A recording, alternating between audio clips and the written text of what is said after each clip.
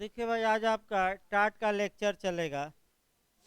बता दिया जाए, कल कोचिंग बंद रहेगी भाई आपका। थोड़ा मैंने आदमी व्यवस्थित हो जाए तो सोमवार से ही चलाएगा।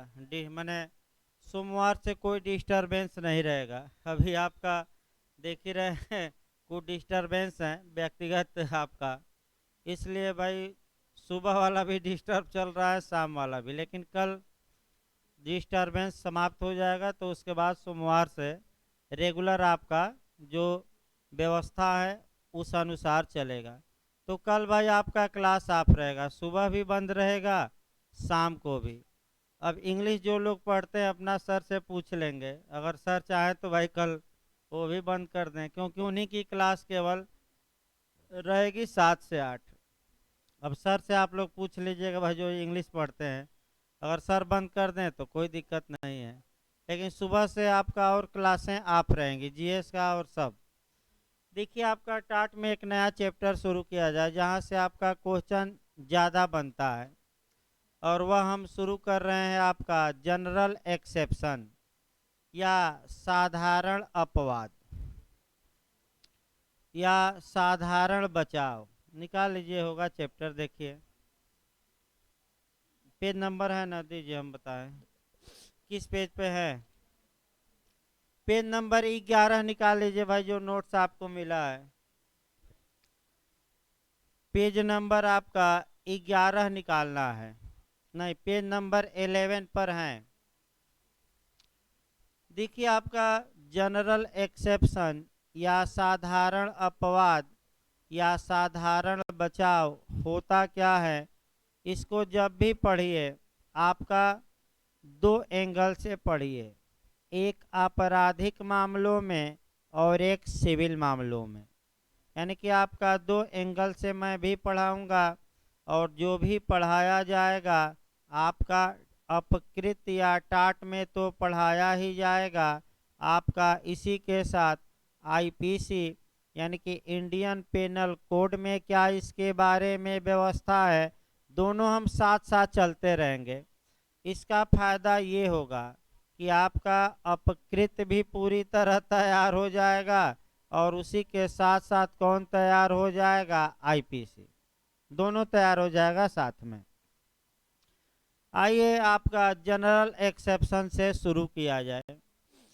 जहां तक सामान्य अपवाद की बात है, सामान्य अपवाद वे डिफेंस होते हैं, वे बचाव होते हैं जहां की यदि विपक्षी या प्रतिवादी अपना मामला फिट कर देता है या उस बचाव को न्यायालय में प्रूफ कर दे या साबित कर दे, तो अपकृत में वह मुआवजा देने से आपका बच जाएगा, यानी कि उससे मुआवजा वसूला नहीं जा सकता। और यही काम अगर आपराधिक मामले में है और अभियुक्त अपना मामला जनरल एक्सेप्शन में सेट कर दे, तो वह दंड से बच जाता है।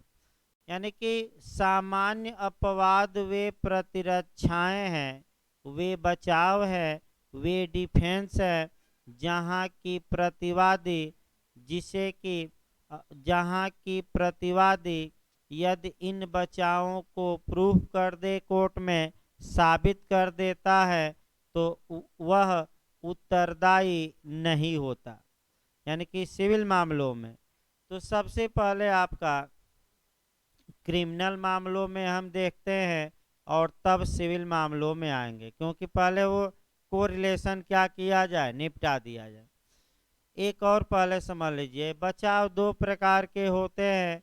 ये आपका बिहार जे लगातार पूछा जा रहा है। देखिए, यानी कि जो बचाव होता है, डिफेंस होता है, वह एक लाइन का ये पंखा बंद करे बीच वाला, तो थोड़ा इधर से देखिए, तो पंखा बंद करिए, तो एफ लिखा है वो आपका। रुकिए, बीच वाला बंद करिए, तो ऊपर वाला उसके बंद करिए, वो चालू करिए। हाँ ऊपर, हाँ बंद करिए, हाँ। नहीं, अब सही हो गया। बीच वाला किनारे किनारे से हवा लगेगी सबको भाई, थोड़ा थोड़ा, क्योंकि हमें भी दिक्कत है ना। हवा लग जा रहे हैं तो सर्दी जुकाम बढ़ जा रहा है हमारा भी, यानी कि पंखे की हवा भी बर्दाश्त शरीर नहीं कर पा रहा है। हमारे भी दिक्कत हो जा रही है भाई। तो आपका और चलता रहे। देखिए भाई, आपका पहले आपका सामान्य बचाव दो प्रकार के होते हैं। यहाँ से आपका बिहार लगातार एक क्वेश्चन बनाता है, और आपका जो क्वेश्चन पिछली बार बना है वह भी मैं बिहार जे का बता दें। तो अपवाद दो प्रकार के होते हैं। एक जनरल, जनरल मतलब साधारण, साधारण का मतलब क्या हुआ, सामान्य। और एक स्पेसिफिक, स्पेसिफिक मतलब कि विशिष्ट या विशेष, यानी कि हम इसको क्या कहते हैं, विशिष्ट कहा जाता है।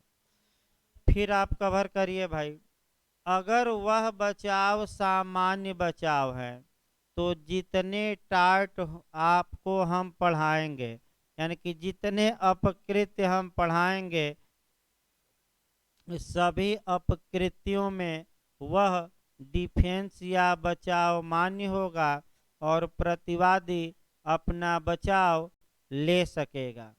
यानी कि लेकिन, लेकिन भी लगाना है। एक अपकृत्य मैं ऐसा भी बताया हूँ जिसमें कि कोई बचाव मान्य नहीं है, और वह कौन सा मैं अपकृत्य बताया, पूर्ण दायित्व या एब्सोल्यूट लायबिलिटी या आत्यांतिक दायित्व। एक कवर करिए भाई फिर एक बार। सामान्य बचाव वे बचाव हैं जिन्हें प्रतिवादी, अभी हम उदाहरण भी बताएंगे, पहले आपका दो अपवाद का बंटवारा तो करिए, बंटवारा तो याद हो, तब तो क्रिमिनल फिर सिविल, और एक एक अपवाद बताना है, ये नहीं कि आपका समय लगता है इसी में भाई। सामान्य अपवाद वे प्रतिरक्षाएं हैं जिन प्रतिरक्षाओं को प्रतिवादी प्रत्येक अपकृत्य में अपने बचाव के रूप में प्रस्तुत कर सकता है। लेकिन भारत के उच्चतम न्यायालय द्वारा एमसी मेहता के वाद में 1987 में जस्टिस पीएन भगवती द्वारा प्रतिपादित एब्सोल्यूट लायबिलिटी या पूर्ण दायित्व का सिद्धांत इसका अपवाद है, जहाँ की कोई बचाव मान्य नहीं है, चाहे सामान्य बचाव हो या विशिष्ट बचाव। तो सामान्य बचाव मतलब कि किसमें प्रतिरक्षा के रूप में मान्य है, सभी अपकृत्यों में केवल एक के सिवाय। तो कोई किसमें मान्य नहीं, अभी दो तीन पहले ही बताया गया, एब्सोल्यूट लायबिलिटी।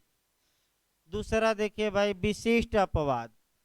विशिष्ट अपवाद वे अपवाद होते हैं, वे प्रतिरक्षा होती है, वे बचाव होते हैं जिनका बचाव प्रतिवादी सभी अपकृत्यों में नहीं ले सकता, यानी कि सभी अपकृत्य में, सभी टाट में विशिष्ट अपवाद का बचाव मान्य नहीं है। तो किसमें मान्य है, किसी विशिष्ट अपकृत्य में या पर्टिकुलर अपकृत्य में। और जो बताएंगे हम उदाहरण भाई, जो बिहार का क्वेश्चन लगातार आता है वह आपका आता है कंट्रीब्यूटरी नेग्लिजेंस, यानी कि योगदायी उपेक्षा, गलत ना हो, योगदायी उपेक्षा आपका क्वेश्चन लगातार बिहार पूछता है। पहला पूछा गया है कि ये सामान्य बचाव है कि विशिष्ट बचाव है, तो सामान्य न मारिएगा, कैसा, विशिष्ट। क्यों विशिष्ट है, क्योंकि इस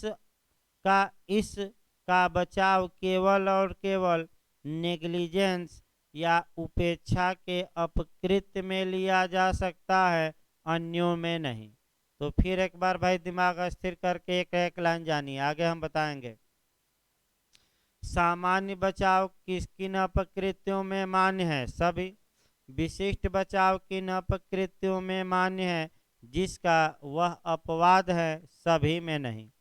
और एक उदाहरण मैं आगे बताऊंगा अच्छे से, पहले हम आईपीसी में देख लें तब फिर बैक होए भाई, क्योंकि आईपीसी में भी सेम प्रावधान है, टाट में भी सेम है, लगभग केस भी ज़्यादा क्या मिलेंगे, सेम ही मिलेंगे। जो कुछ केस जो आईपीसी में मिलेंगे वही केस किस में मिलेंगे, अपकृत में भी। अतः पहले आपराधिक मामलों में बचाव जानना जरूरी है। देखिए भाई, पहले क्रिमिनल में हम उठाते हैं। जब भी आपराधिक मामलों में आप बचाव देखेंगे तो देखिए आईपीसी की कौन कौन सी धारा आपको पढ़ना है। एक आपका 76 से लेकर आईपीसी की धारा 106, प्री में अध्याय भी पूछा गया भाई। अध्याय कौन सा है आपका, इसको दो वर्गों में हम बांटेंगे, एक 76 से लेकर 95 तक और दूसरा 96 से लेकर 106 तक। अभी हम इसको समझाते हैं। ये सामान्य बचाव है। इसी के साथ विशिष्ट बचाव का हम उदाहरण देंगे और वह धारा 300 का एक दे देंगे और दूसरा आईपीसी की धारा 499 का स्पेसिफिक आपका डिफेंस विशिष्ट बचाव। तीसरा जो हम बताएंगे आईपीसी की धारा 6 हम बताएंगे। इसके बाद आईपीसी की धारा 40, 41 और 42 हम बताएंगे। इसी के साथ साक्ष्य अधिनियम की धारा 105 भी आपको पढ़नी पड़ेगी, जो पिछली बार बिहार जे में पूछा गया था भाई। पिछली बार आपका बिहार जे में, यानी कि एक क्वेश्चन यहाँ से आने का पूरा चांस रहता है, जितना हम 10 मिनट में बताएंगे। अब देखिए आईपीसी में आपका जनरल एक्सेप्शन या सामान्य अपवाद हम चल रहे हैं। आईपीसी में सामान्य अपवादों का उल्लेख आपका चैप्टर 4 में किया गया है। पहला क्वेश्चन किस अध्याय में भाई, यूपीएपीओ में अध्याय भी पूछा है, किस अध्याय में, 4 में। दूसरा क्वेश्चन आपका सेक्शन वाइज पूछा है कि किस सेक्शन से किस सेक्शन तक सामान्य बचाव है, तो ये गलत ना हो, किस सेक्शन से किस सेक्शन तक, 76 से लेकर 106 भाई, याद करते रहिए। तीसरा क्वेश्चन जो यूपी ने में बनाया है वह ये बनाया है कि सामान्य अपवाद में कितना दंड है, तो क्या ये दंड की धाराएं हैं कि बचाव की, बचाव की। सभी लोग भाई याद रखिए, दंड की नहीं है, अर्थात इसमें कोई दंड नहीं है, यानी कि ये बचाव की धाराएं हैं। देखिए, जब कोई व्यक्ति किसी अपराध को करता है तो अगर वह व्यक्ति अपना मामला धारा 76 से लेकर 106 तक में सेट कर दे तो वह दंड का भागी नहीं होगा। इसका मतलब कि अपराध करने के बावजूद भी उसे दंडित नहीं किया जाएगा। फिर एक बार तैयार रखिए इसको भाई, नए लोग। यदि कोई अभियुक्त किसी अपराध को करता है और अपना मामला, अपना कार्य कहाँ से कहाँ तक सेट कर दे, 76 से लेकर 106 तक की किसी धारा में, तो ऐसी दशा में वह सजा का हकदार नहीं होगा और उसे बाइज्जत बरी किया जाएगा, यानी कि दोष मुक्त किया जाएगा, यानी कि एक्विटल किया जाएगा। अब समस्या एविडेंस से उठानी है कि ये जो सामान्य बचाव है या जनरल एक्सेप्शन है, न्यायालय में इसे साबित या सिद्ध या प्रमाणित करने का भार मने दायित्व, दायित्व मतलब जिम्मेदारी किस पर होगी, अभियोजन पर होगी कि अभियुक्त पर, यानी कि सरकारी वकील पर होगी कि जो व्यक्ति अपराध किया है उस पर होगी। यहीं बिहार में बनाया था तो किस पर होती है, अभियुक्त पर।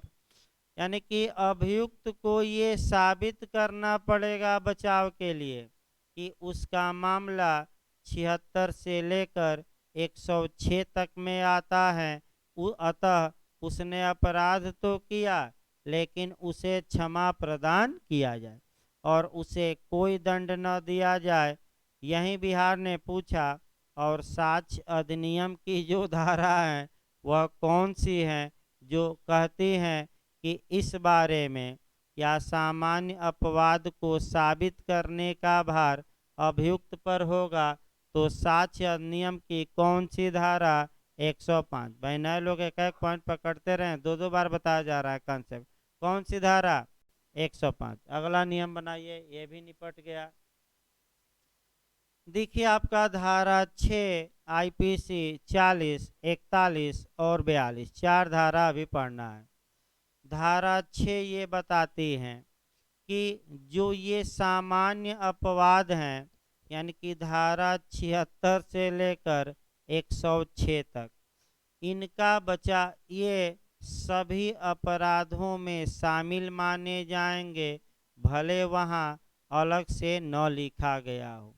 इसका मतलब ये हुआ कि चाहे चोरी का अपराध हो, हत्या का अपराध हो, आपका हत्या के प्रयत्न का हो, डकैती का हो, आपराधिक दुर्विनियोग इत्यादि जितने भी अपराध हैं, सभी अपराधों में ये बचाव मान्य है और सभी अपराधों में इनको बचाव के रूप में अभियुक्त प्रस्तुत कर सकता है। तो जब सभी मामलों में ये बचाव के रूप में मान्य है, इसीलिए इन्हें क्या कहा जाता है, जनरल एक्सेप्शन या साधारण अपवाद। बताइए एक अपराध में कि सभी सभी, तो तुरंत दिमाग क्लियर रखिए। एचजेएस में पिछली बार आया भी था, देखिए मैं क्वेश्चन कैसे निकाल रहा हूँ। और आपका जो लोग भाई आगे परीक्षा देना चाहते हैं, नए लोग, थोड़ा समय लगता है ला समझने में भाई, लेकिन एक बार जब समझ जाएंगे, एक बार आपकी तैयारी हो जाएगी, उसके बाद थोड़ा कम पढ़ना रहता है। तो धारा 6 ये बताती हैं कि सभी अपराधों में इनका बचाव लिया जाएगा। तो अपराध का आईपीसी में अपराध को स्पष्ट किस सेक्शन में किया गया है, 40। भाई अपराध को किस सेक्शन में आईपीसी के स्पष्ट किया गया है, 40। तो अपराध देखिए भाई, जो आईपीसी के तहत अपराध हो उन्हें भी अपराध माना जाएगा, जो विशेष विधि के तहत अपराध घोषित हैं उन्हें भी अपराध, और जो स्थानीय विधि यानी कि लोकल लॉ के तहत अपराध हो उन्हें भी अपराध। अब यही आपका जेएस में देखिए, जेएस का क्वेश्चन है ये पिछली बार का, मैंने ये कई बार झारखंड में भी आ चुका है जे में, कि साधारण अपवाद का बचाव किन अपराधों में मान्य है।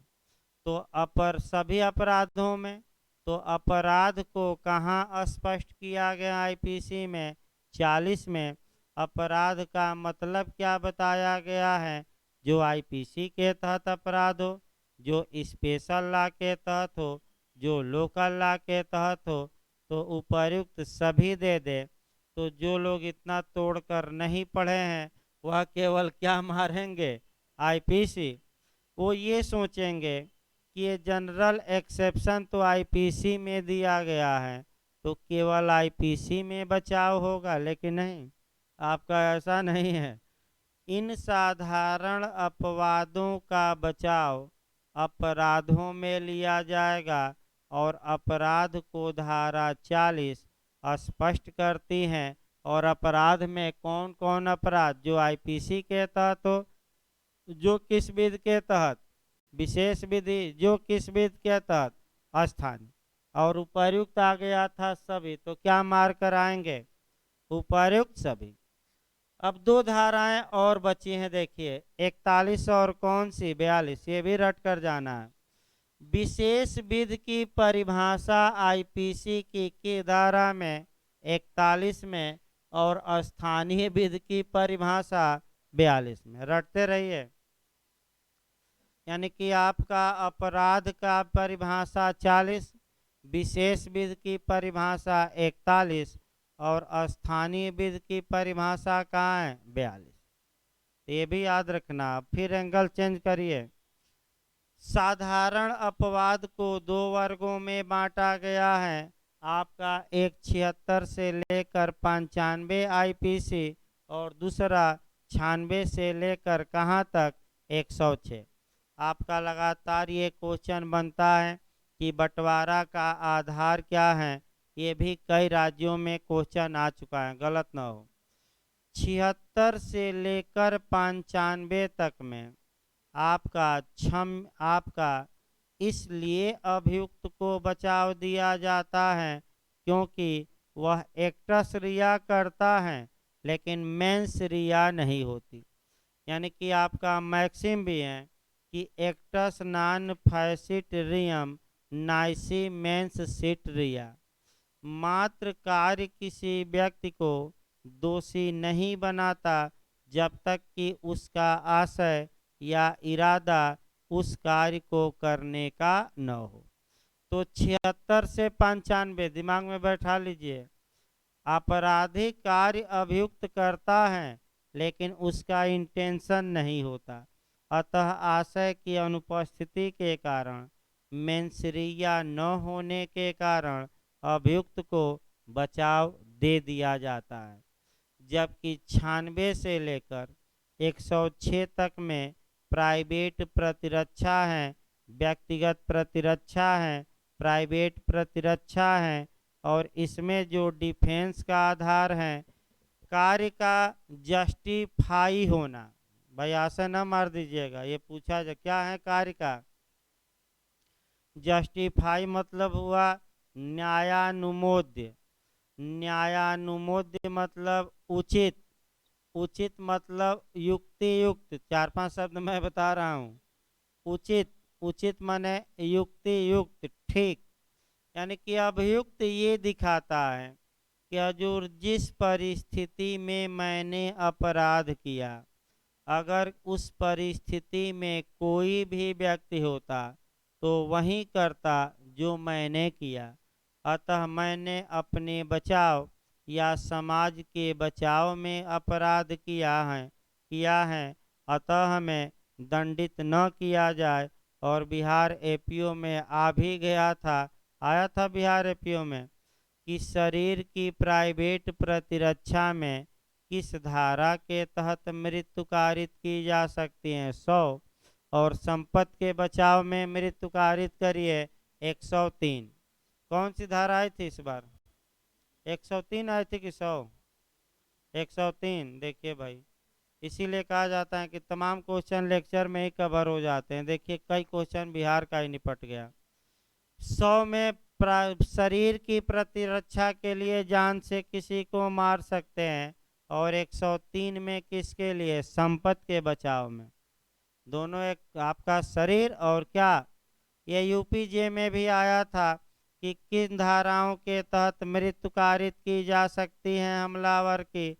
100, 103 दोनों, इनमें से कोई नहीं तो क्या मार कर आएंगे? दोनों। अब आगे बढ़ा जाए भाई। आपका ये आपका सामान्य बचाव हुआ। दूसरा देखिए, दूसरा एक और डिफेंस होता है, वह आपका स्पेसिफिक डिफेंस या विशिष्ट अपवाद या विशिष्ट प्रतिरक्षाएं। विशिष्ट प्रतिरक्षाएं सभी अपराधों में बचाव के रूप में मान्य नहीं है। जिस धारा की या जिस अपराध का वह बचाव होता है, केवल और केवल उसी अपराध में ही उसका बचाव लिया जा सकता है। जैसे दो उदाहरण अच्छे से देखिए, दिमाग अस्थिर करके भाई। पहला मैं बता रहा हूँ डिफमेनेशन, यानी कि मानहानि। मानहानि को आईपीसी में कहाँ परिभाषित किया गया है? 499 में। और मानहानि में कितने अपवाद टोटल हैं? 10।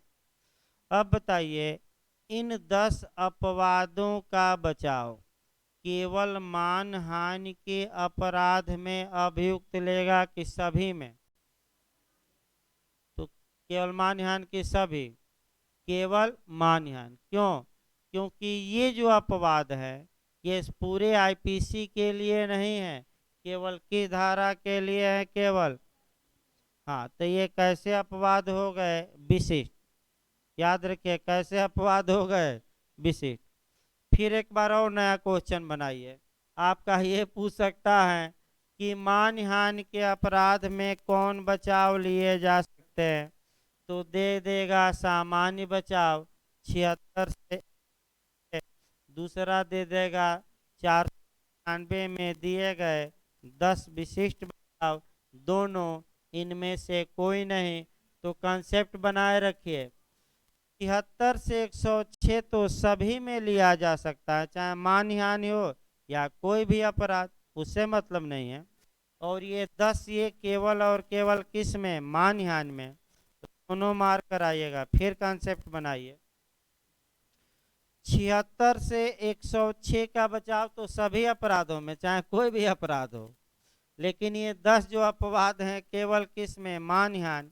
तो मानहानि के अपराध में आप 76 से 106 का भी बचाव लेंगे और ये 10 अपवादों का भी, यानी कि सामान्य अपवाद का भी बचाव और किसका बचाव, विशिष्ट का, दोनों का लिया जाएगा।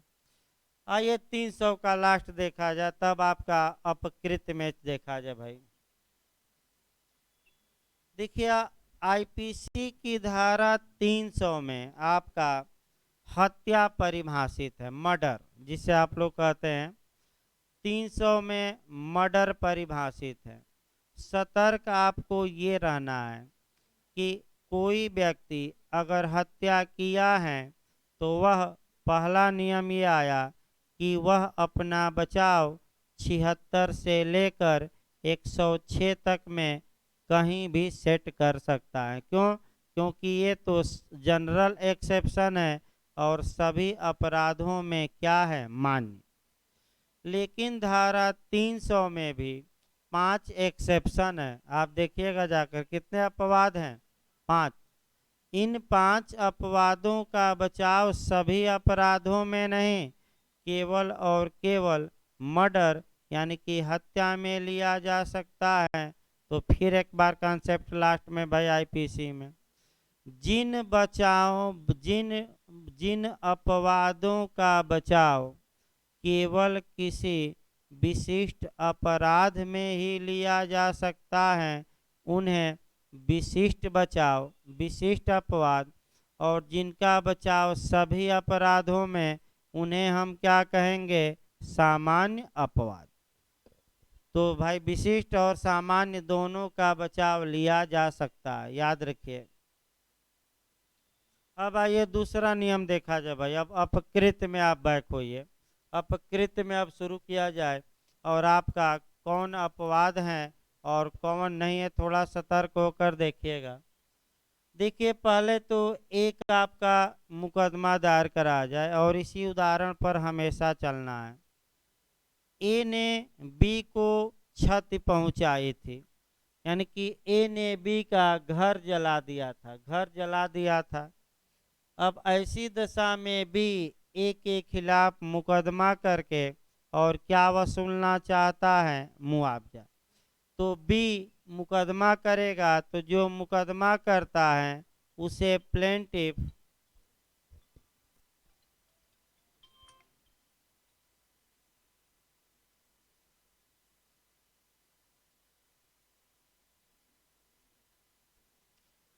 देखिए भाई, जो मुकदमा करता है उसे प्लेंटिफ या वादी कहते हैं। तो याद कर लीजिए इस उदाहरण में पीड़ित या व्यथित कौन था, बी। वह मुकदमा करेगा मुआवजे के लिए, तो क्या कहलाएगा, वादी।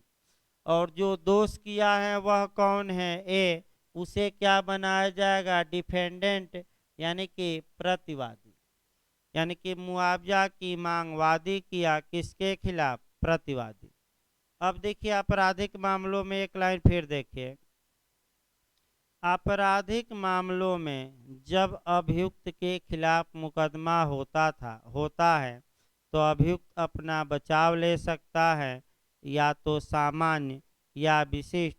और अगर बचाव अपना सिद्ध कर देता है तो या तो उसे दंड नहीं दिया जाता या दंड की मात्रा कम कर दी जाती है।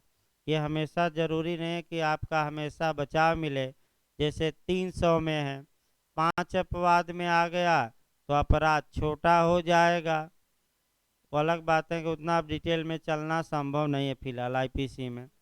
उसी प्रकार अगर बी ने ए के खिलाफ मुआवजे की मांग के लिए मुकदमा किया है तो बी ए अपना बचाव क्या क्या ले सकता है।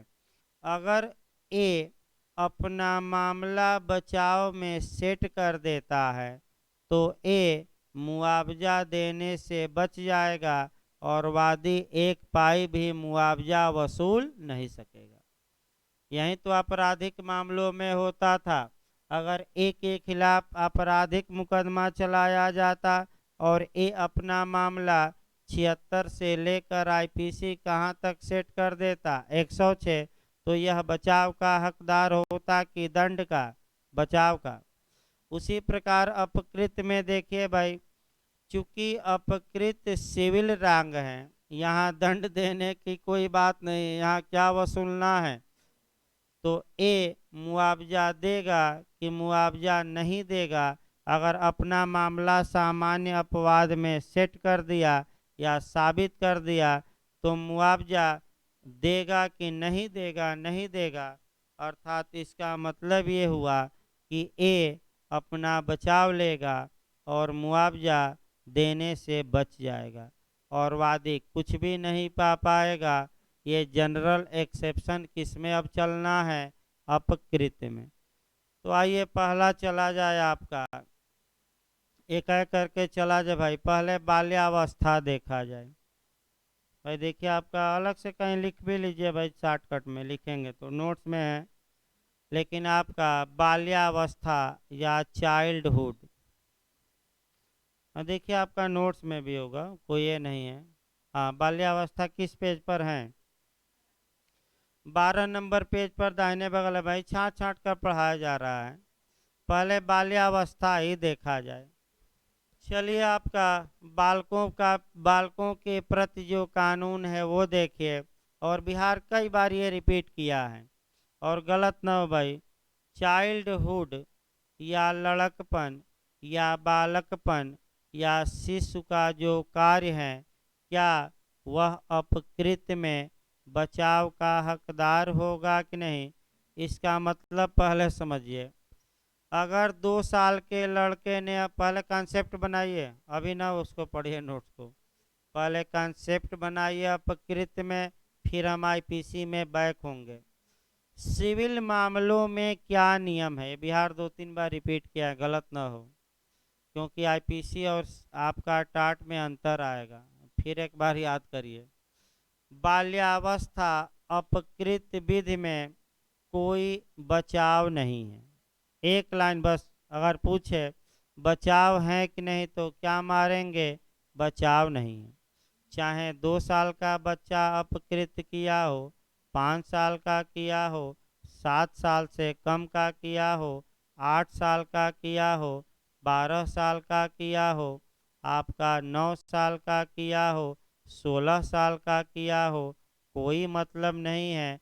और आपका ऐसे बालक के विरुद्ध आपका अपकृत का वाद लाकर उससे क्या वसूला जा सकता है? मुआवजा। तो क्या बाल्यावस्था अपकृत विधि में कोई डिफेंस है? नहीं, याद रखिए, कोई डिफेंस नहीं।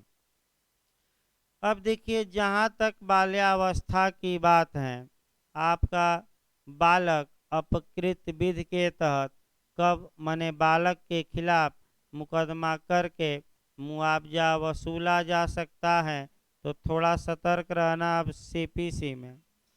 अगर किसी बालक या माइनर के खिलाफ सिविल सूट दायर किया जाता है और माइनर प्रतिवादी है क्योंकि उसने नुकसान पहुंचाया है, तो ऐसी दशा में चूंकि माइनर की ओर से लड़ने के लिए मुकदमा एक व्यक्ति नियुक्त किया जाएगा, यानी कि अपॉइंट किया जाएगा, और उस व्यक्ति का जो नाम होगा वह आपका होगा गार्जियन एड लिटेम।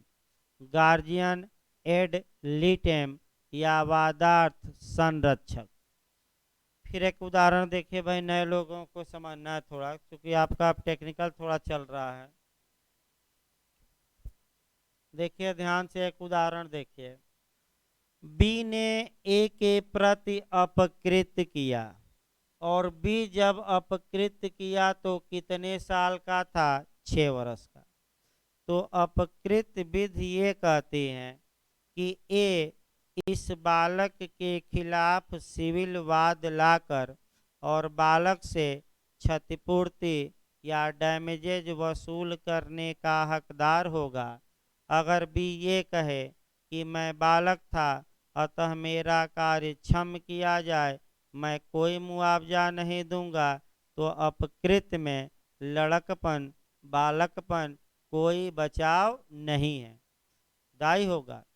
अब ए ने बी के खिलाफ मुकदमा किया और बी कितने साल का है, तो बी की ओर से मुकदमे में बहस करने और इसकी ओर भाई 6 साल का बच्चा तो समझ नहीं पाएगा क्या उचित है क्या अनुचित, तो ऐसी दशा में अब बी की ओर से मुकदमा लड़ने के लिए एक व्यक्ति नियुक्त किया जाएगा कोर्ट द्वारा, और बी की ओर से तो नियुक्त करा दिया जाए किसको, सी को, जो सी बी का पक्ष रखेगा, बी की ओर से लड़ेगा। वही पूछा जाता है कि ऐसी दशा में सी को क्या कहा जाएगा, तो सी का जो कानूनी नाम है याद रखिए, गार्जियन एड लिटेम, वादार्थ संरक्षक, हिंदी में क्या कहा जाता है, वादार्थ संरक्षक, यानी कि गार्जियन एड लिटेम। अगला देखिए भाई आपका, फिर बैक होइए, ए पर आ जाए। अगर ए 6 वर्षीय बालक था और बी ने इस 6 वर्षीय बालक के खिलाफ अपकृत किया और ए ने मुकदमा किया कि हजूर हम 6 वर्षीय बालक हैं, हमारे प्रति अपकृत, भाई नोट्स वोट्स में जल्दी मिलना मुश्किल है भाई, थोड़ा नए स्टाइल से पढ़ाया जा रहा है। देखिए नोट्स में काफ़ी कम लिखा है, मैं थोड़ा बहुत लिखवाना पड़ेगा आपका। आज लेक्चर देखिए सोमवार उमार को, इसमें कुछ एक्स्ट्रा लिखवाना पड़ेगा क्योंकि ये 2 साल पहले का नोट्स है, आपका अपडेट नहीं किया गया अभी तक। आपका अब जो नोट्स हैं आपका अपडेट मांग रहा है, यानी कि 1-2 नोट्स अपडेट मांग रहे हैं, इसीलिए आपका सीआरपीसी एविडेंस का नोट्स अब पुराना देना बंद कर दिया गया, नया लिखा जाए तो उसको दिया जाए, क्योंकि तमाम नए नए कॉन्सेप्ट हम निकल कर आए हैं और वे नए नए कॉन्सेप्ट उसमें ऐड करने पड़ेंगे। तो आपका पूर्ण नहीं है, आपका जो नया मिले वहीं आप चाहें तो लिख सकते हैं भाई, आपका वहाँ चाहें तो लिख सकते हैं, ऊपर नीचे जगह भी है नोट्स में।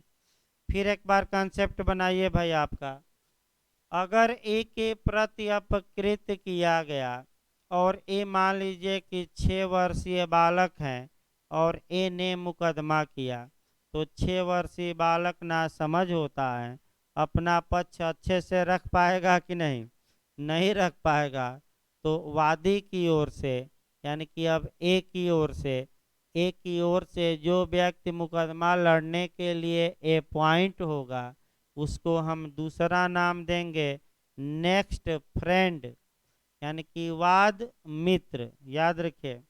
यानी कि फिर एक बार एक लाइन जानिए, ये सब इतना नहीं, एक लाइन, अगर अवयस्क वादी है तो अवयस्क की ओर से मुकदमा लड़ने के लिए नेक्स्ट फ्रेंड या वाद मित्र नियुक्त होगा, और अगर अवयस्क क्या है, विपक्षी हैं, प्रतिवादी हैं, तो उसके बचाव के लिए जो व्यक्ति ए पॉइंट होगा उसका नाम गार्जियन एड लिटेम या वादार्थ संरक्षक होगा।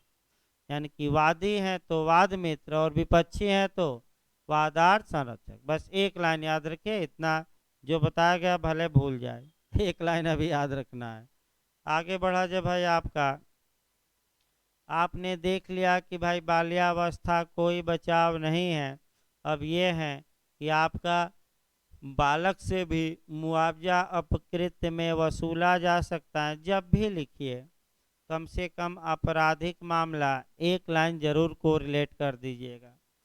आपराधिक मामलों में बालक को लेकर क्या नियम है, तो आपराधिक मामलों में बालकों के लिए 2 धाराएं स्पेशल बनी है और उन्हीं 2 धाराओं को देखना। टाट से बाहर अब चल रहा है आपराधिक मामले में, कहाँ, आईपीसी में और आईपीसी की कौन कौन सी धारा, 82 और 83। पार्ट अब समाप्त हो गया, बाल्यावस्था। अब हम कहाँ कोरिलेट कर रहे हैं। हाँ, अभी आपका यूपी एपीओ में आया था 82 से, इसमें शक नहीं है भाई। धारा 82 कहती है कि अगर कोई शिशु है और जिस दिन वह अपराध किया उसकी एज 7 वर्ष से कम थी, तो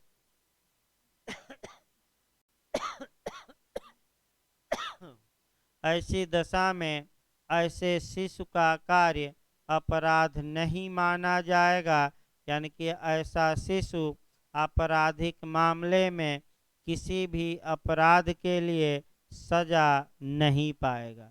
लेकिन शिशु की एज कितने से कम हो, 7 वर्ष से कम, और किस दिन 7 वर्ष से कम हो, जिस दिन वह क्या किया था, अपराध।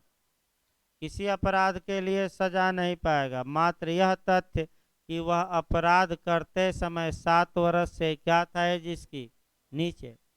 इसी को आपका जो यूपी एपीओ में आया, डोली इनकैपेक्स, यानी कि अक्षम गुड़िया। हाँ,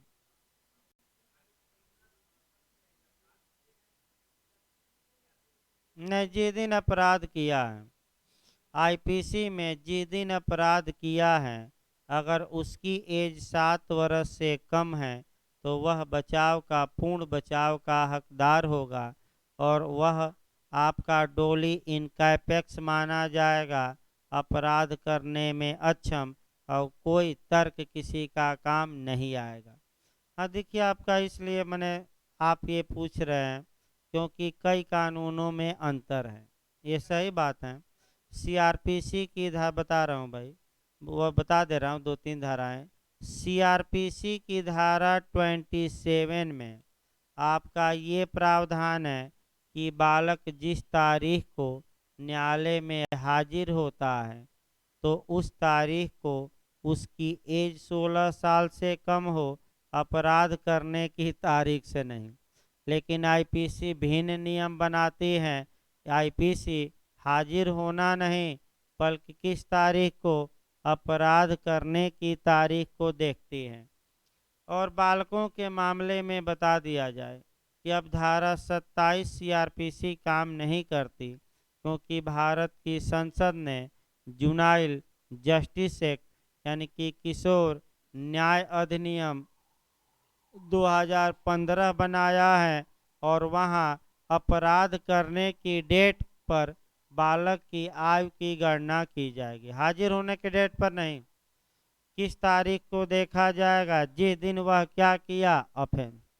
तमाम कानून है भाई, अब सीआरपीसी अप्लाई नहीं होती, जे एक्ट होता है बालकों के मामले में, क्योंकि जुनाइल जस्टिस एक्ट 2015, 2000 वाला नहीं, आपका निर्भया कांड के बाद नया बनाया गया है, उतना बताना संभव नहीं है।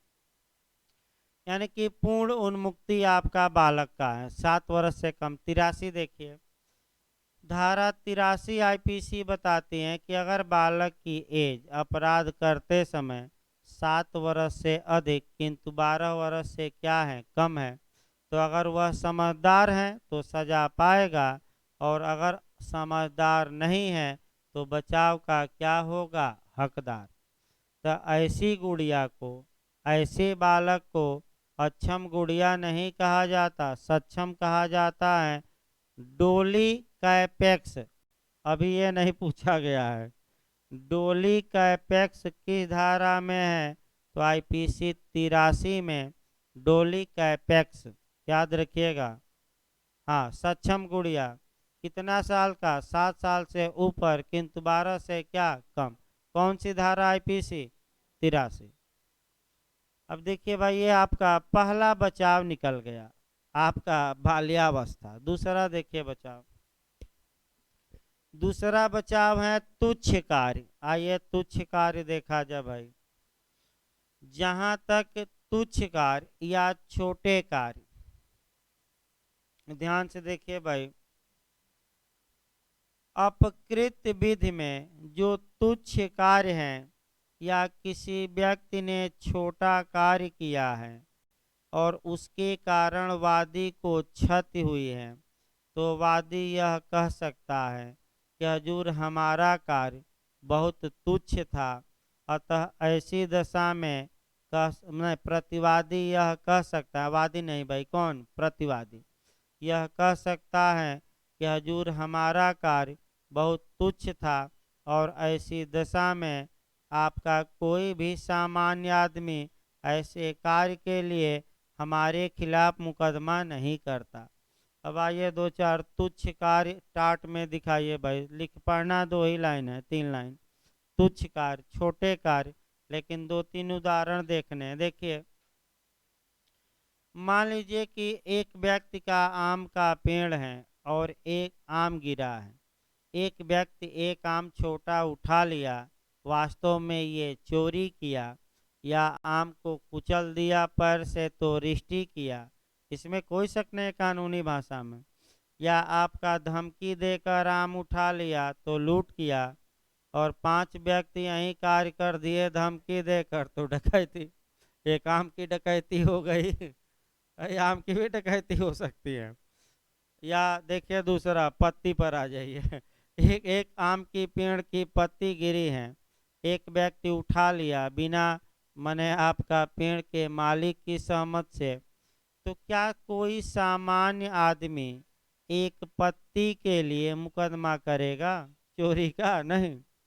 यानी कि इसका मतलब ये हुआ कि कार्य इतना तुच्छ प्रकृति का है, छोटा है, कि सामान्य कोई आदमी इसकी शिकायत नहीं करेगा।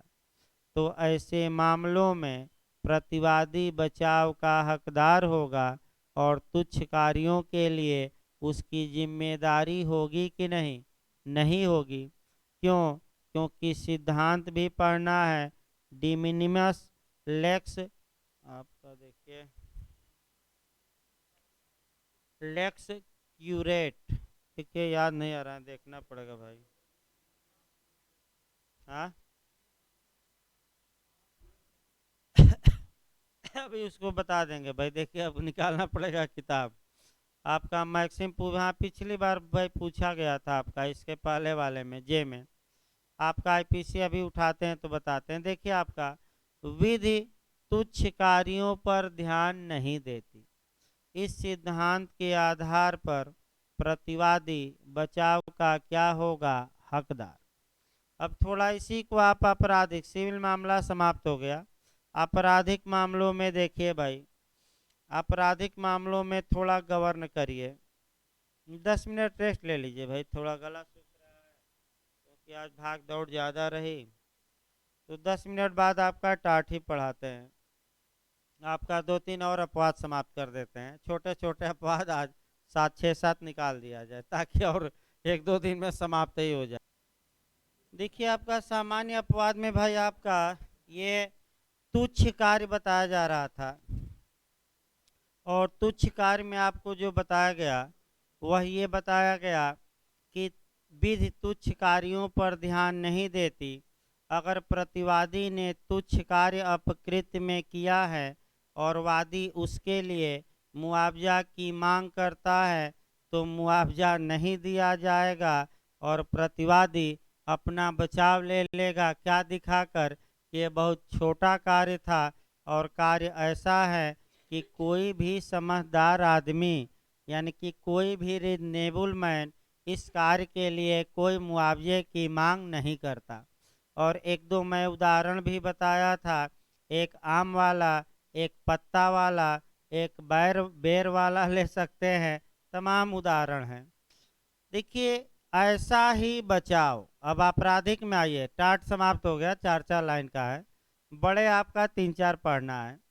जैसे कि एक टॉप कार्ड हो गया, सम्मति हो गया, आपका 3-4 बड़े बड़े पढ़ना है, उसके बाद सब 4-4 लाइन में, 5-5 लाइन में समाप्त हो जाएगा।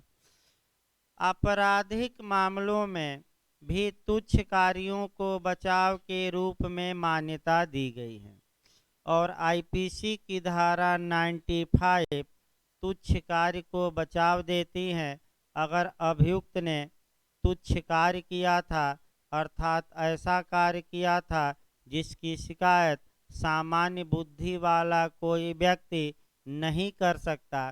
तो ऐसी दशा में अभियुक्त अपना बचाव आईपीसी की धारा में ले सकेगा? 95। जैसे कि तुच्छ कार्य 2-3 आईपीसी में देखिए, मान लीजिए कुंभ मेला लगा है और लोग महामंडलेश्वर बनने के चक्कर में 5 जब भीड़ होती है तो स्नान करते हैं, तो शरीर का टच होना आम बात है, लेकिन कानूनन वह अपराध है। लेकिन कोई शिकायत नहीं करता। मेले में जाइए, बस में चढ़िए, ट्रेन में चढ़िए, रोज अपराध हो रहे हैं, लेकिन कोई ध्यान ही नहीं देता आम आदमी। तो ये तुच्छ कार्य है। अब आइए, आपका एक आम तोड़ लिया तो भाई बहुत बड़ा तो अपराध कर नहीं दिया। 50 पैसे की एक टाफी ही ले लिया तो बहुत बड़ा नहीं अपराध कर दिया कि फांसी पर लटकाया जाए। तो ये तुच्छ कार्य है। तुच्छ कार्यों में अभियुक्त अपना बचाव ले सकता है। एक आम का पत्ता ही उठा लिया तो भाई इतना बड़ा अपराध नहीं किया है, तुच्छ कार्य। अब थोड़ा बड़े कार्य दिखा दिया जाए। एक आदमी का मुंह काला करके पूरे गांव में घुमा दिया गया है। बताइए तुच्छ कार्य है कि बड़ा कार्य है? देखिए, सैकड़ों हैं लोग, भाई बड़ा कार्य है कि तुच्छ? केजरीवाल को माला पहनाइए और 2 चांटा मार दीजिए। कई बार भाई मार दिए हैं लोग। जाते थे माला पहनाने, क्या करते थे? तो ये तुच्छ कार्य है कि बड़ा कार्य? बड़ा। ये तुच्छ नहीं, आपका ये सब तुच्छ कार्य नहीं है। ये नहीं कि केपीएस वाला गिल में ये कहा गया कि अगर कोई पुरुष इस प्रकार से किसी स्त्री के पास खड़ा है कि स्त्री को पीछा हटना पड़े, तो ये सदोष अवरोध नहीं माना जाएगा। ये अपराध नहीं, बाइज्जत बरी हो गए बाद में। नहीं नहीं, अब बरी हो गए भाई आपका। नहीं, ये आपका आईपीसी में मिल सकता है केपीएस गिल का केस उसमें। यानी कि अगर कोई पुरुष किसी महिला से इस प्रकार सट कर खड़ा है पार्टी में कि महिला को पीछे हटना पड़े, तो पुरुष ने कोई अपराध नहीं किया। एक लाइन बस, अब ज़्यादा विवाद इस पर नहीं। हाँ, नहीं तो विवाद लंबा चल जाएगा और पता लगा कि टाट टाट में ही रह जाएगा। अब अगला बचाव देखा जाए भाई, आपका अगला बचाव देखिए, न्यायिक कृत्य। अब जुडिशियल एक्ट देखना है। पहले अपकृत्य में, यदि न्यायालय ने कोई निर्णय दिया है या आपका डिक्री पारित की है या कोई आदेश दिया है और उस निर्णय के कारण, उस डिक्री के कारण या उस आदेश के कारण किसी को क्षति होती है, तो बताइए क्या न्यायाधीश पर मुकदमा करके क्षतिपूर्ति वसूली जा सकती है कि नहीं? तो आप लोगों को क्या लगता है कि न्यायाधीश पर मुकदमा करके क्षति वसूली जाएगी कि नहीं? नहीं। और न्यायाधीश अपना बचाव ले लेगा कि हमने ये कार्य न्यायिक कार्य किया है और न्यायिक कार्य के कारण ये प्रतिरक्षा है, डिफेंस है।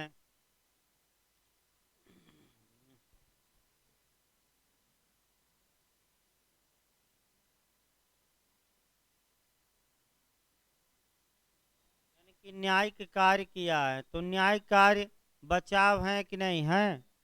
अपकृत में। अब आपका यही बात आईपीसी में देखनी है, बस छोटे छोटे अपवाद हैं ये।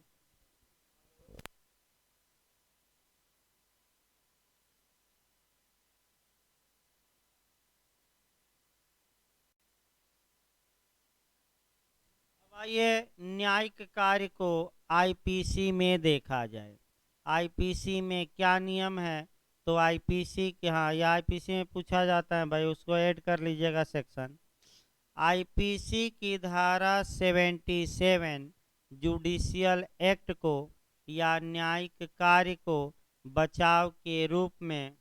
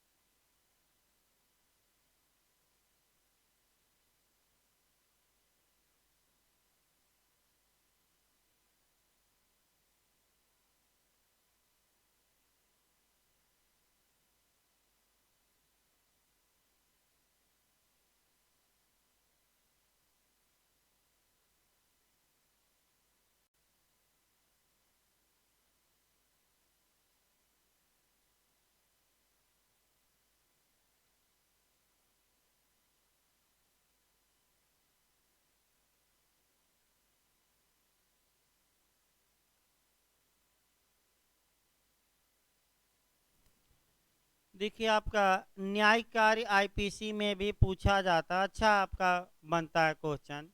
और आपका मेन सीआरपीसी में एक हम केस बताएंगे, उसमें भी आपका सीआरपीसी में डिटेल में हम बताएंगे, वहाँ से भी पूछा जाता है।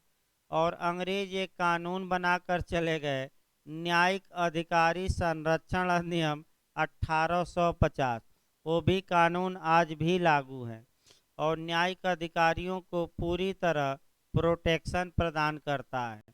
तो अब एक एक पॉइंट आपराधिक मामलों में हमें देखना है, ये तो सिविल निपट गया। आपराधिक मामलों में आईपीसी की धारा 77, रटे रहिए, कौन सी धारा? न्यायिक कार्य को बचाव देती है। अगर कोई न्यायाधीश या अगर कोई मजिस्ट्रेट अपनी अधिकारिता के अंदर रहते हुए कोई कार्य किया है तो वह उस कार्य के लिए जिम्मेदार नहीं होगा, यानी कि उसे उस कार्य के लिए कोई दंड नहीं दिया जाएगा। लेकिन कब? जब वह अपनी अधिकारिता के अंदर रहते हुए क्या किया है कार्य, चाहे दुर्भावना में करे या सद्भावना में। एक उदाहरण देखिए, जैसे मान लीजिए कोई अभियुक्त है, वह अपराध किया और ऐसी दशा में सलमान खान ही मान लीजिए अपराध किए, हिरन मार दिए, तो आपका उसमें दंड भी पाए आपका लोअर कोर्ट से, मजिस्ट्रेट के न्यायालय से। तो अगर मजिस्ट्रेट दुर्भावना में भी 7 साल की सजा दे सकता था और 7 साल की पूरी सजा दे देता तो उसने कोई अपराध नहीं किया, क्योंकि उसे कानूनन क्या था? पावर।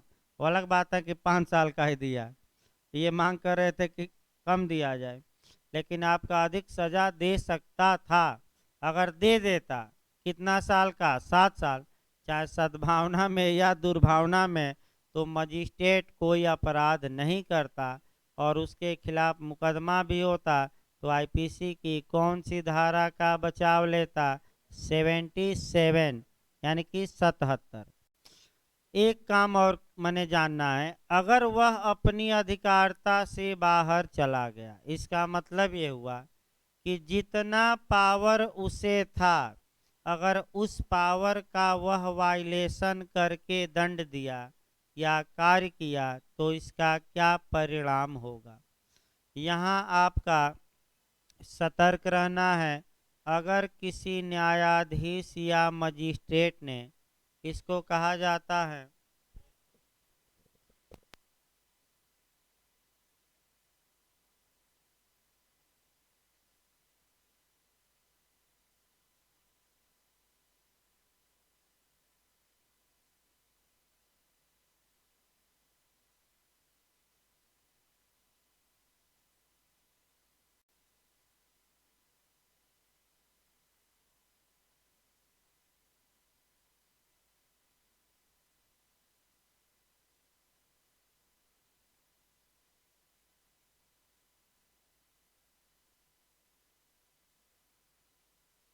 हम ये निपटा दिया जाए भाई, इसके बाद कार्यपालिकीय कार्य निपटा दिए, न्यायिक तो निपटा दिया जाए। देखिए आपका, अगर यही आपका पॉइंट पकड़ना आईपीसी में, और तो अधिकारिता के अंदर चाहे कोई मतलब नहीं है। अगर कोई न्यायाधीश या मजिस्ट्रेट, अल्ट्रा वायरस कहा जाता है, और अल्ट्रा वायरस माने अधिकारातीत, अधिकारातीत मतलब अपनी अधिकारिता के क्या बाहर जाकर कोई निर्णय दिया, डिक्री दिया, या लेकिन सिविल मगावे क्रिमिनल मामलों में डिक्री तो होगी नहीं, तो फिर सुधार किया जाए थोड़ा वाक्य, या तो कोई निर्णय दिया या आदेश पारित किया या दंडादेश दिया। क्योंकि आपराधिक मामलों में डिक्री नहीं, डिक्री किस में दी जाती है? सिविल में। तो क्या क्या लिखेंगे? कोई निर्णय, कोई आदेश या दंडादेश। अगर अधिकारिता से बाहर सद्भावना में काम किया, यानी कि उचित सतर्कता और सावधानी बरता, तब भी उससे गलती हो गई, तब क्षम्य है उसका कार्य और वह किसी अपराध का दोषी नहीं होगा। लेकिन अगर जानबूझकर, यानी कि दुर्भावना में अपने अधिकार क्षेत्र से कहाँ गया है? बाहर, तब उसके खिलाफ आपराधिक मुकदमा हो सकता है। फिर एक बार इसको समझिए। अगर कोई मजिस्ट्रेट या न्यायाधीश आपका सद्भावना माने गुड फेथ में, गुड फेथ यानी कि बोनाफाइड में, बोनाफाइड मतलब उचित सतर्कता और सावधानी बरतने के बावजूद भी अपनी अधिकारिता से कहाँ चला गया है, बाहर, तो कानून उसे बचाव देगा, 77 उसे बचाव देगी। लेकिन जानबूझकर गया है तब 77 उसे बचाव नहीं देगी, यानी कि जानते हुए आपका जानबूझकर अपनी अधिकारिता का क्या किया है, उल्लंघन। 2 पॉइंट पकड़ना है, सद्भावना और क्या, दुर्भावना। न्यायिक अधिकारियों को प्रोटेक्शन देने के लिए अंग्रेज ही कानून बनाकर चले गए, और वह कानून है न्यायिक अधिकारी संरक्षण अधिनियम 1850, यानी कि आज से नहीं, 1850, यानी कि 170 साल हो रहे हैं लगभग, 1950 और इधर 20 साल, यानी कि 170 साल पहले जो कानून कौन बनाकर चले गए, अंग्रेज, आज भी न्यायाधीशों को वह कानून संरक्षण देता है, इसमें कोई शक नहीं है। तीसरा पॉइंट पर आ जाइए। तीसरा पॉइंट जो आपको न्यायाधीशों पर देखना है वह आपका केस के एंगल से चलना है। दिल्ली न्यायिक सेवा संघ बनाम गुजरात राज्य, और आपका ये केस मेंस में बना है, सतर्क रहिएगा, ये आपका यूपी मेंस में बना है भाई। दिल्ली न्यायिक सेवा संघ ये लिख लीजिए, है होगा नहीं भाई नोट्स में, क्योंकि नोट्स आपका 1.5 साल पहले और अब में अंतर है पढ़ाने में भाई, ये नहीं कि वही पढ़ाया जाएगा, थोड़ा कोरिलेशन ज़्यादा हो रहा है, तो उसको लिख लीजिए। कौन सा केस, दिल्ली न्यायिक सेवा संघ वर्सेज स्टेट ऑफ गुजरात, यानी कि गुजरात राज्य। दिल्ली न्यायिक सेवा संघ बनाम गुजरात राज्य, लिख लीजिए। न्यायिक अधिकारियों की गिरफ्तारी, मैंने निर्णय लिख लीजिए। निर्णय क्या आया, न्यायिक अधिकारियों की गिरफ्तारी के बारे में, न्यायिक अधिकारियों की गिरफ्तारी के बारे में विस्तृत दिशा निर्देश दिया गया, विस्तृत दिशा निर्देश दिया गया। अब क्या दिशा निर्देश था, मेंस में पूछ लिया तो अलग सीआरपीसी में भाई बताना पड़ता, यहाँ नहीं, लेकिन ये क्वेश्चन मेंस में आ चुका है, गाइडलाइन बताई गई। देखिए लास्ट में इसमें हुआ क्या था आपका, देखिए एक मजिस्ट्रेट साहब थे गुजरात के, और आपका पुलिस ने एक अभियुक्त का रिमांड मांगा कि आप इस अभियुक्त का रिमांड दे दीजिए, प्रतिप्रेषण, जैसे कि आजकल पुलिस ले रही है, रिमांड पर लेकर और ज़्यादा अभियुक्तों को ठोक दे रही है, और कह रहे हैं कि ये जब हम गाड़ी से उतारे घटनास्थल पर तो ये हमारी बंदूक छीन कर क्या करने लगा, भागने लगा। तो फिल्मों में जैसे देखते हैं ना, भाग जाओ यही मौका है, और तब तक जब भागेगा तो पीछे से पीठ पर क्या मार दी जाएगी, और फर्जी 1-2 हथियार अपने भी मार लेते हैं पुलिस वाले बाहों में हल्का फुल्का, कि भाई हम भी घायल हो गए हैं, क्योंकि घायल ही नहीं हुए तो कैसे आप मैंने हथियार छीन कर भाग रहा था दिखाएंगे। तमाम ऐसी घटनाएं हुई, लखनऊ में अभी हुई है, आपका पता लगा कि गाड़ी से कूद कर भाग रहा था और ठोक दिए रात में, तो और रात में घटनाएं ज़्यादा होती है, या सुबह सुबह एकदम भोर में कि जो कोई देख ना पाए दूसरा आदमी। तो फिर एक बार देखिए, मजिस्ट्रेट से पुलिस बौखलाई हुई थी, तो आपका पुलिस वाले ये कहे कि हजूर आप आइए थाने पर, मैंने चार्जशीट तैयार कर रखा है, एक बार आप अवलोकन कर लीजिए थाने आकर, और तब मैं आपको रिपोर्ट भेजूं। तो आपका मजिस्ट्रेट साहब पहुंच गए थाने पर, तो पुलिस वालों ने ज़बरदस्ती शराब पिलाई और आपका एक होटल ले गए और कहे कि मजिस्ट्रेट साहब होटल में शराब पीते हुए पकड़े गए। हथकड़ी पुलिस वालों ने लगाई और सुबह पेपर में क्या हुआ, छाया रहा कि मजिस्ट्रेट पकड़े गए शराब पीते हुए। उस समय शराब बंदी थी, जैसे बिहार में है।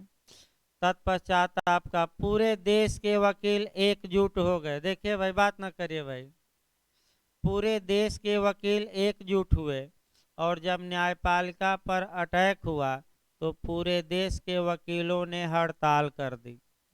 ये पूरे देश के वकील साथ में थे।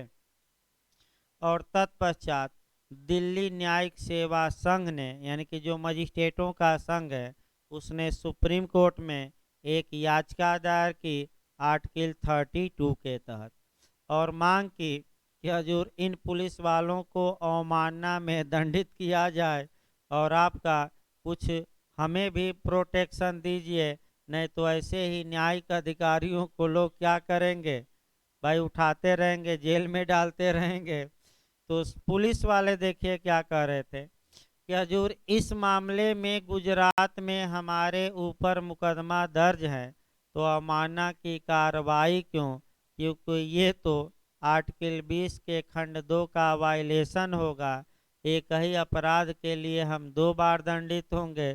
तो सुप्रीम कोर्ट ने कहा कि अवमानना की कार्यवाही आपराधिक कार्यवाही नहीं होती, अतः दोहरे दंड से संरक्षण का सिद्धांत लागू नहीं होता। अवमानना अलग और आपराधिक कार्यवाही अलग।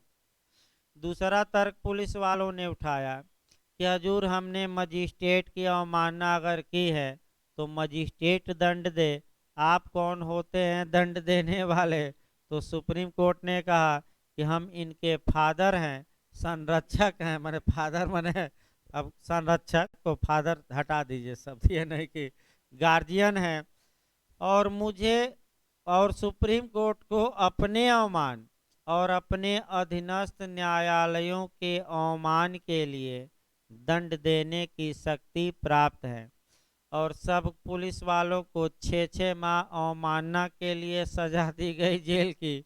और आपका इसी केस में आपका मजिस्ट्रेटों की गिरफ्तारी कब होगी, कैसे होगी, इसके लिए पूरा गाइडलाइंस आया, पूरा गाइडलाइंस आया। तो ये भी केस आपका काफ़ी महत्वपूर्ण काम करता है। इस प्रकार आपका न्यायिक कार्य भी संपन्न हुआ। लास्ट में एक लाइन कार्यपालकीय कार्य। कार्यपालकीय कार्य का मतलब कि आपका आगे डिटेल में बताया जाएगा, बस एक लाइन जल्लाद वाला उदाहरण बताना है। अगर कोई कार्यपालकीय कर्मचारी न्यायालय के निर्णय का पालन करते हुए कार्य करता है तो क्या वह दंडित होगा कि बचाव का हकदार होगा। बचाव का हकदार होगा तो किस सेक्शन में एग्जीक्यूटिव या कार्यपालकीय कार्य को बचाव के रूप में मान्यता दी गई है, तो किस धारा में, अगली धारा बढ़ जाए आईपीसी 77 के बाद कौन सी धारा 78। और ज़्यादातर जल्लाद का उदाहरण पूछा जाता है, वो बिहार नहीं पूछा, पूछा नहीं था ना, आया था जल्लाद वाला आया था। हाँ, हमेशा पूछा जाता है भाई जल्लाद, कई क्वेश्चन तो बिहार के आज ही निकल गए, इसीलिए कहा जाता है कि ध्यान से सुनिए कई क्वेश्चन। देखिए, एक जल्लाद न्यायालय के निर्णय के अनुसरण में एक कैदी को फांसी पर लटका देता है। जल्लाद दंड पाएगा कि बचाव का हकदार होगा, हकदार होगा कौन सी धारा में। और जो न्यायाधीश दंड दिया है वो किस में बचाव का हकदार होगा 77।